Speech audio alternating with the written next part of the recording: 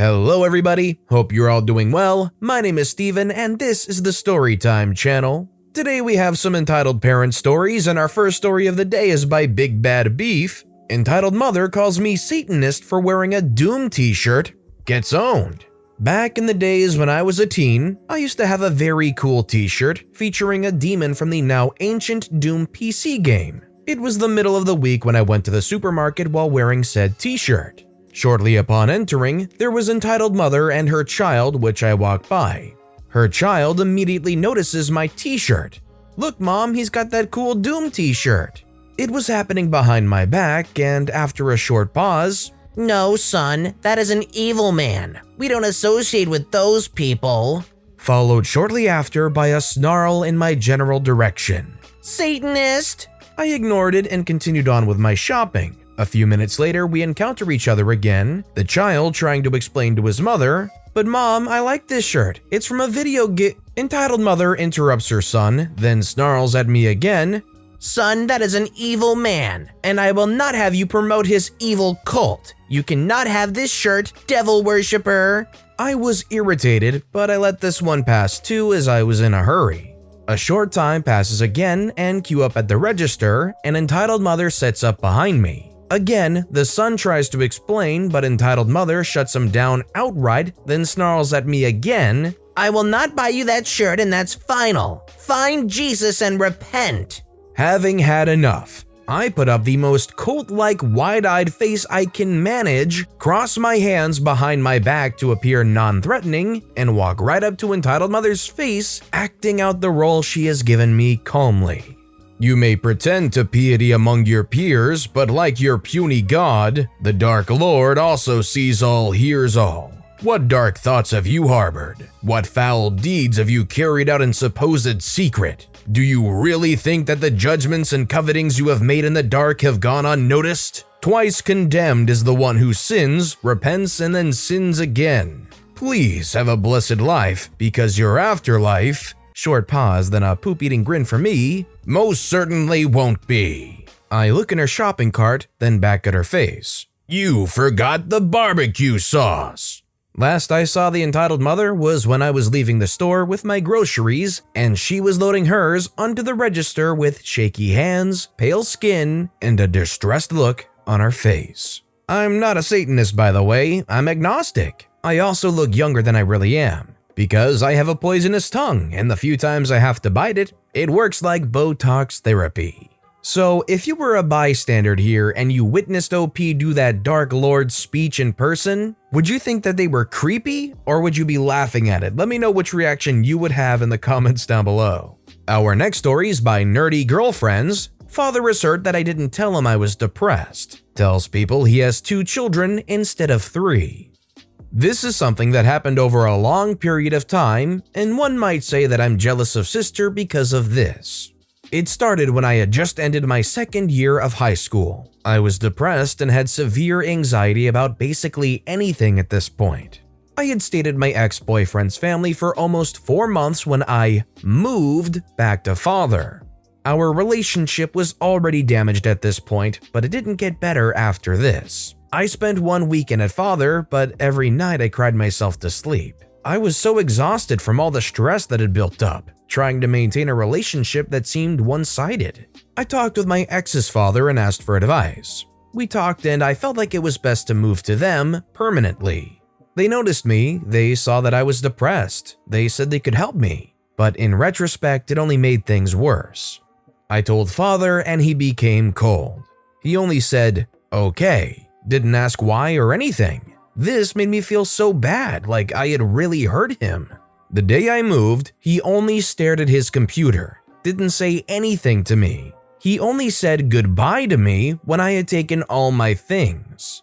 I tried to talk to him for years after this, but he either ignored me or told me to talk to my new family. I was conflicted, felt horrible, didn't know what to do. I tried to mend things with father after I graduated high school, explained why I moved. He said, "Why didn't you tell me? I can't read your mind. How was I supposed to know you were so sad?" Yes, he used the word sad to describe my depression. I tried to explain to him why. that I didn't want to say anything because that would mean I accept that I was depressed. I was in denial for the longest time. It wasn't until I almost jumped from the 7th floor that I came to realize how bad it was. Thanks to a friend of mine who had Mother's phone number, Mother called me, and on a whim, I answered while I was in full panic mode. I guess this is when Mother also realized how bad my depression was. She begged my friend to take me home to her, and when we did, I just collapsed. Mother stepped up and drove me to doctor after doctor, and finally we got to see a psychiatrist who prescribed me medication. We had this conversation after all this, and I felt strong enough to ask Mother to get Father to come so we could talk. Father then came with his oh-so-familiar quote he liked to use when he felt he was right and I was wrong. "You should have listened to me and done what I told you. Then we wouldn't be in this situation now." And that was the end of that conversation. Fast forward a few years after my son was born. This was when I last spoke to Father eye to eye. I sent him a message asking what I had done wrong. He answered, "Nothing that I'm aware of." I answered back, "Then why won't you respond to me when I call you or text you?" I never got another message again. A few years flies away and Mother calls me one New Year's Eve to tell me some good news and bad news. I was afraid to ask but wanted to know. Mother told the good news first. Father and sister had finally signed the adoption papers. I was so happy for them. I told Mother to congratulate them for me as I had no way of contacting them. Both Father and sister had blocked my number and blocked me on every social media. That's when Mother became serious. She took a deep breath before she broke the bad news. Father had gone around telling people he had 2 children, sister and brother. When people had asked him about me, he had only repeated that he had 2 children. He no longer acknowledged me as his daughter. Mother noticed how I became quiet and tried to comfort me with that. Now that she finally had a good relationship with me, she would never let me go again. This is years after a phone incident in my last post. Mother told me that Father and sister had tried to get Mother and stepfather to ignore me and shut me out too. She had refused and yelled at them for even suggesting such a thing. I didn't know what to feel. Hearing how I, a daddy's girl, no longer had a father after 20 years on and off. He basically disowned me. I wanted to cry, but I held it in. I had my son next to me, and I am so thankful for it. If he hadn't been there, I would have jumped headfirst from the balcony. I broke down after my son fell asleep. I later found that I could access his Facebook and I could confirm it by myself. He had written, "My family consists of sister and brother, none other." By this time, I had completely shut down. I'm kind of glad Mother told me instead of finding out by myself later. I know I haven't been the best daughter or even a good one at times. I've done some pretty bad things for attention. I've lied to get friends. I've made decisions I regret to this day. I was a depressed teenager for goodness sake, but it just hurt so much. 5 years have passed since this, and when I have visited Mother and met Father, they lived in the same town, he ignored me. He acted like I wasn't there. He turned his head when he saw me, turned his back at me, or only answered my greetings out of hateful politeness. This situation is a very difficult one. The father to me just seems overly spiteful and kind of like he just doesn't have an ability to apologize for anything. It's a shame because really there should be a relationship here. There's really no reason to not at least try to rekindle things. But it seems like the father just flat out refuses to, and really it just makes him seem like a total jerk. This next story is by Anita Derange. Drama Goblin wants me to replace a gift I gave her that she ruined. I work retail. I manage, but the job is still very physical and exhausting. My job is 50% work and 50% babysitting.